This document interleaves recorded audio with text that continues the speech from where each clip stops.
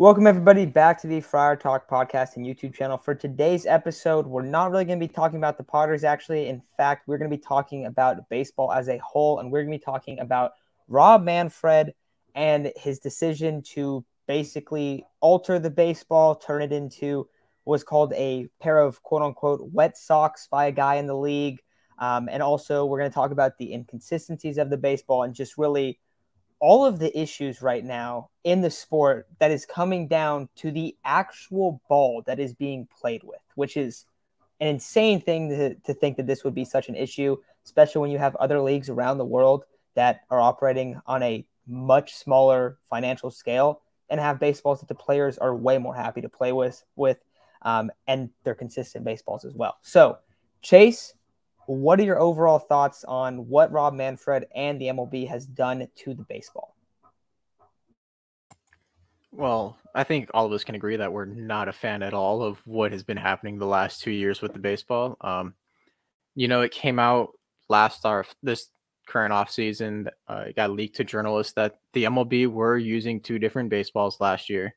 One was I believe the curtain dead and ball that they are currently using. And the other one was the juice baseball that happened to be put into big time games so that the MLB can draw more views, more money, more viewership, just everything overall. And then once that got leaked, I was like, okay, you know what? We're going to go back to the dead end baseballs. And it's just really changed the way of the game, because the way the game was, all right, you need to hit the ball in the air. You're going to hit a lot of home runs. You're going to hit a lot of gap to gap hitting. And now that's not happening. I mean, according to CBS Sports, teams are averaging 0.9 home runs per game this year, down from 1.22 from last year and down from 1.39 from 2019. That's nearly half a home run per game, which is a pretty big difference. And then it also goes on to mention during the Dodgers-Giants series that Cody Bellinger had hit one to center field at 102.3 miles an hour. And it looked like it was going out easily. And even Mauricio Dude, who was on at the time, when he caught it, he goes, I thought that was going out easily. And then the ball just died at the wall. It just died. And it was a few feet off the wall. It was on the warning track. And we've seen these balls happen multiple times. I mean, you can look back to the Padres Cubs series with Patrick Swindell. He hit one, which the Padres probably would have lost that one, but that ball looked like it should have went out. Myers looked like he hit one that should have went out. There was a couple of when Luke Voit first came back from injury and had his 2 home run game. That first one where he celebrated, he hit the bat flip and everything. He destroyed that ball. It barely went into the first row of seats at the left field wall. It's gotten to the point where these guys are hitting baseballs over 105 an hour, and some of them are barely leaving the park, if not are flyouts. I mean, if you look at MLB barrel alerts, they have some that were going like 110 miles an hour, going less than 400 feet. If you're hitting a ball 110 miles an hour, more than likely that ball was absolutely barrel, should be going out at a high rate. Like that should be a home run nearly 100% of the time, depending on the launch angle. And it's not. I mean, we know Manfred continues to mess with the baseballs, and it's hurting the game in a major way this year. They're still suspecting that they're using the turn baseballs, with some of them being in primetime games, because you look at some of the games, they have significantly higher rates of home runs, or when they ball, it actually looks like it's going far and not hitting a wet socks, as they put it. Yeah, and I mean, baseball is really fun when there's a bunch of home runs and stuff. Don't get me wrong. I love seeing those games where there's pitching duels and guys have to beat out throws for doubles and triples. That's all fun and stuff. But the whole point of the game right now is you're trying to grow the game, because let's be real, a bunch of people think baseball is super boring to watch, this and that. Nobody really likes watching baseball or whatever. The way to fix that is by having balls that, actually work, go out of the ballpark. And normally I believe it's 90 miles per hour in order for it has to be minimum 90 miles per hour to leave the ballpark. There's balls that are getting hit 20, 30 plus miles per hour harder than that are fly balls. And I had some stats earlier from Fox Sports. Balls in play are turning into outs at the highest rate in 3 decades. Fly balls hit this season should have resulted in a slugging percentage of .969. Instead, the number is 721, which is a significant drop off. I don't really know what else to say about them. It's very clear the effects that they're having on the game. You're starting to see a lot of 2-3 run ball games, and I mean, we're Padre fans. You look at Petco Park. Petco Park was supposed to be the highest statistical amount. Like, they're supposed to hit 12% more home runs at Petco Park, which is the most in the MLB because of the humidor or whatever it's called. There was supposed to be a 12% increase, which was, I believe, 6% higher than the next highest. Petco Park is one of the worst hitting environments right now or ever in baseball. I believe it is the second worst hitting environment on balls hit in play. So I don't know, man. I don't know what's wrong with them. It's not really only on the hitting side either. You could look at the pitching side. You saw Chris Bassett complaining about it earlier this year, about the inconsistency of the inconsistencies of the baseball. And he's not the only one that's been complaining about that. You look at 2021 and 2022, that is the highest. You're seeing more hit by pitches ever than any other years in just last year and this year because of the inconsistencies of the baseball. So really it's both sides that are unsatisfied with it. That 2020 ball was pretty nice, I will say. Helped a lot of people hit some nukes. It was a lot of fun to watch baseball.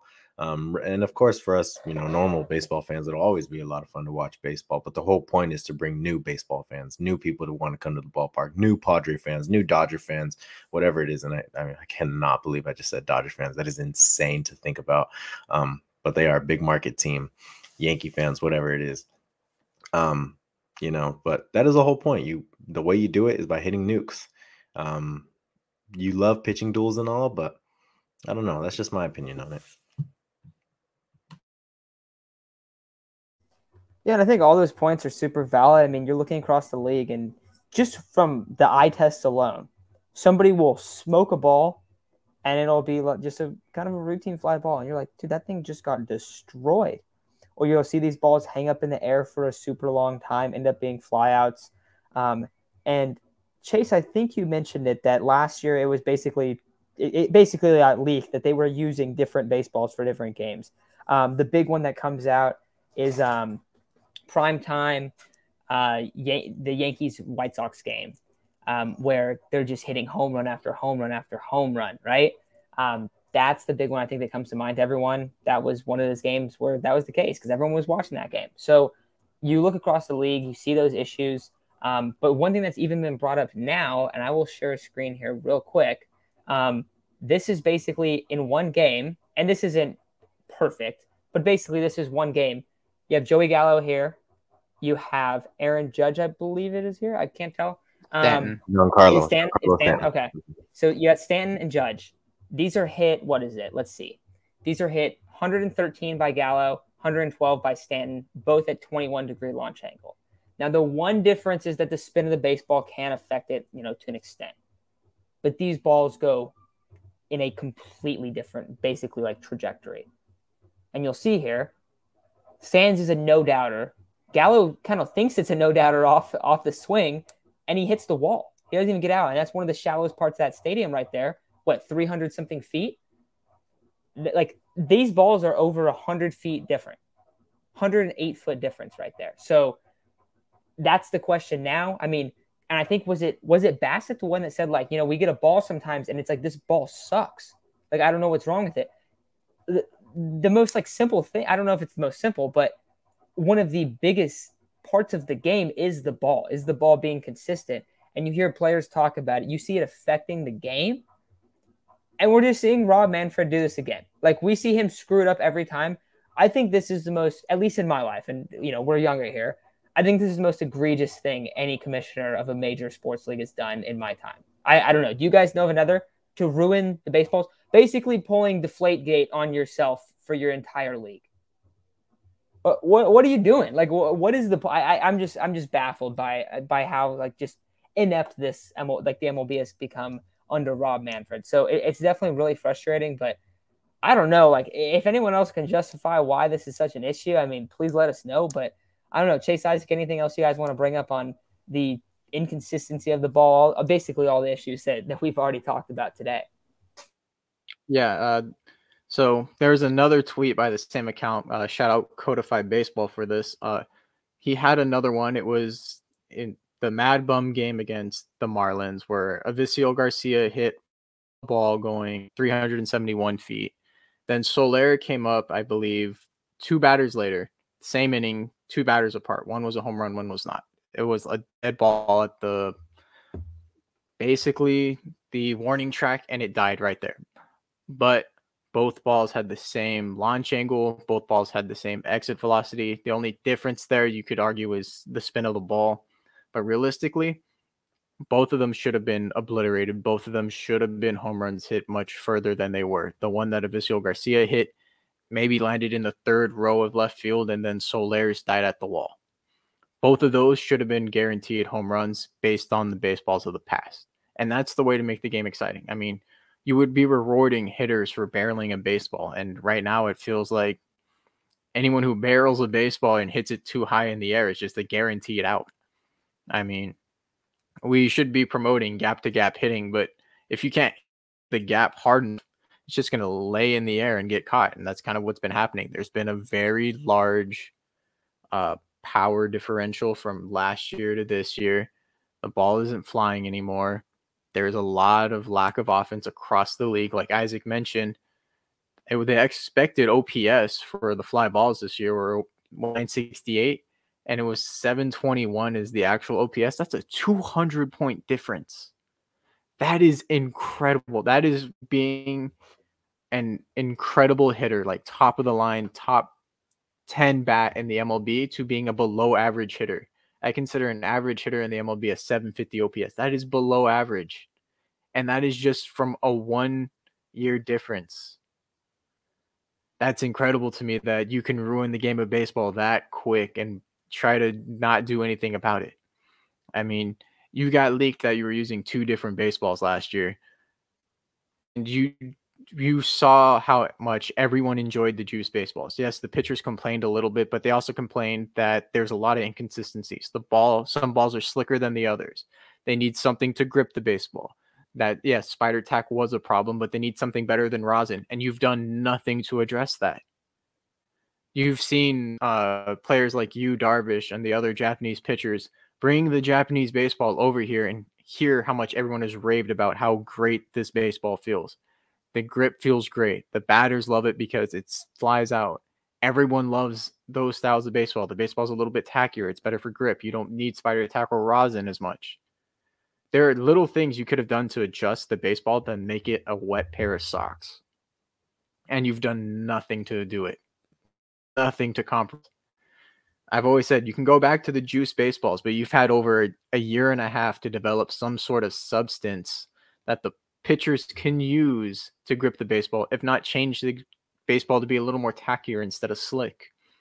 Do something with production. I mean, there's just simple things you can do, and the MLB is not doing it.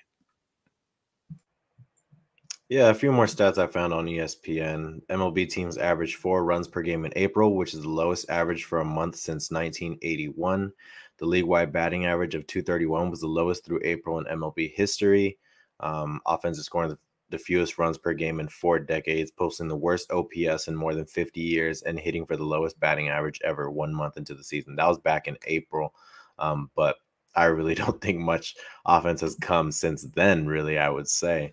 Definitely a tough time right now for hitters, and hitters are essentially what make the game fun. Yeah, I love pitchers. You know, like I said earlier, pitching duels are cool for baseball fans, though. Only for baseball fans.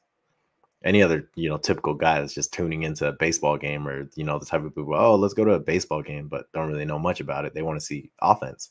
That's how you attract new fans. But even for the pitchers, very dangerous to keep deploying these inconsistent baseballs. Too many guys. I mean, we've seen guys get hit in the head already a couple times this year. Past 2 years, numbers are up and hit by pitches. That's definitely what you don't want. So it's dangerous, and it's not fun. It's not fun. Baseball, I want baseball to be considered fun. We all want baseball to be considered fun, but it's getting worse. It's definitely getting worse. That is not something you want to see right now, especially when you're trying to grow the game. You have young superstars and Fernando Tatis, Ronald Acuna, Juan Soto, a bunch of young stars that are coming up that, the new generation loves. And I mean, it's just nothing's going right for the MLB because of these baseballs, I think. Yeah, it's definitely a bummer. I mean, hopefully something is done to address them soon. That's why we're making this video. So people are like, hey, what is going on? Why is this happening? And I think we're starting to see that leak wide. I mean, you see that on Twitter all the time. People are like, what is going on? And then you look at the Padres season in particular. I know that there's probably a lot of other teams and fans of other teams that can point to their teams having like different kind of games. But Padres played the Braves, and they had 2 games where it was televised. The ball traveled a lot farther in those games, and that was very, very clear. You had, I think it was ha-seong Kim hit one where he didn't even hit it that hard, it seemed like, and it went over the wall. And you're like, no way. Like, we've seen balls that have been hit way less hard than that, or way harder than that, not go over. So it was just a pretty big eye-opener, I think, when we saw some primetime games as well. But I think that's going to do it for today's episode. So thank you all for listening. Hopefully we got some other MLB fans in here, to kind of see like what's going on with the baseball, but let us know what your guys' thoughts are on this. So thank you all for listening, and we will be going live tomorrow, probably a little bit after the game ends. But yeah, thank you guys. And hopefully we see you guys tomorrow on the live stream.